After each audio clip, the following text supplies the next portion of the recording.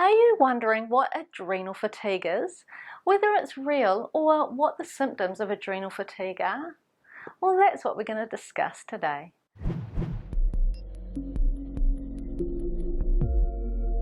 So every second person that comes to see me as a client has been diagnosed with adrenal fatigue at some stage.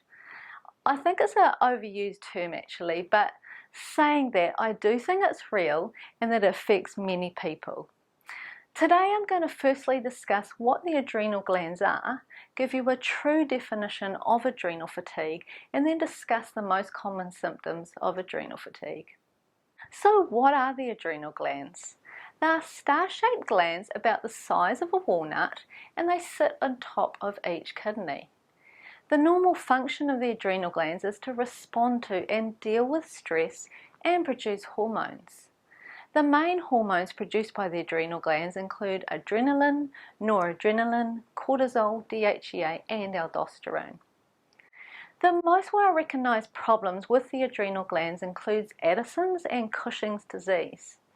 Addison's disease is a life-threatening condition in which the adrenal glands have been damaged, leading to very low cortisol and aldosterone production. In contrast, Cushing's disease occurs when the adrenal glands make too much cortisol. Both of these conditions are rare but are very well recognized by the medical community. On the other hand, adrenal fatigue, which is very common, is not well recognized by conventional medicine. Adrenal fatigue is a collection of signs and symptoms, known as a syndrome, that results when the adrenal glands function below the necessary level and cortisol production is reduced. The levels of the hormones aren't low enough to be classified as Addison's disease, but they're not ideal for optimal health and well-being. I think adrenal fatigue is an overused term, and most people don't have true adrenal fatigue in which they have low cortisol levels.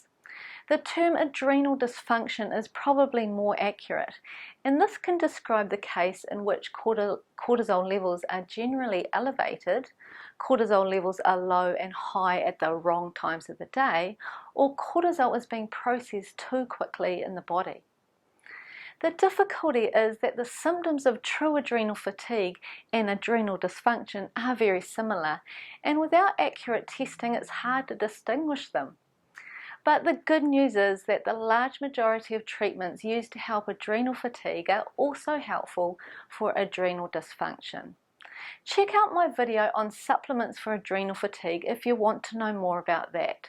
So let's move on to discuss symptoms of adrenal fatigue now. One of the major symptoms of adrenal fatigue, as the name implies, is fatigue. Fatigue that sleep doesn't help. You can sleep all night, but you still feel exhausted when you wake up. You may live with a general sense of unwellness, grey feelings, depression, or lack of get up and go. Difficulty waking up in the morning and difficulty falling to sleep at night can be other symptoms of adrenal fatigue too. Cortisol's production varies throughout the day, and it's supposed to rise in the morning to wake you up and give you energy, and then it decreases throughout the day. In adrenal fatigue, you may find it hard to get out of bed because your cortisol levels are low in the morning. If you're someone that relies on multiple alarms to wake up, or you struggle to wake up before 9 AM, then think about adrenal fatigue.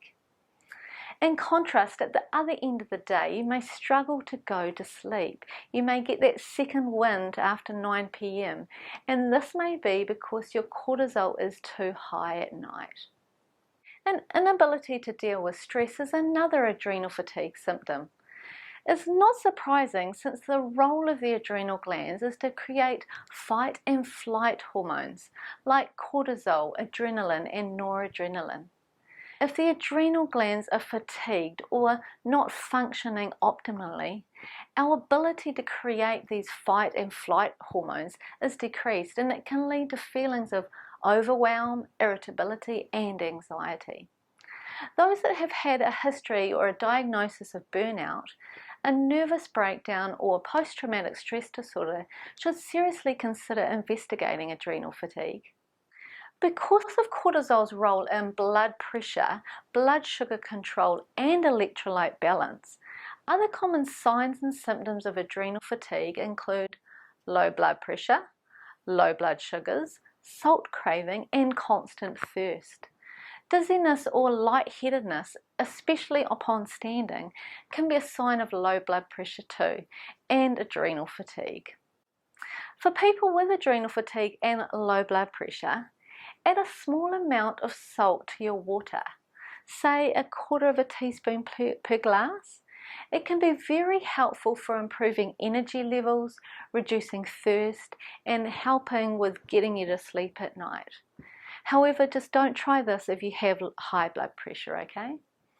If you'd like to know the symptoms of hyperglycemia or low blood sugars, check out my video on blood sugar and anxiety. It's a full video on recognizing the symptoms and managing it through diet and supplementation. Another telltale sign of adrenal fatigue is having sore throats all the time. You may feel like you're always getting a cold. You may feel run down, but you actually never get that cold. And sometimes you can have swollen glands too. Premenstrual syndrome, or PMS, is another symptom of adrenal fatigue.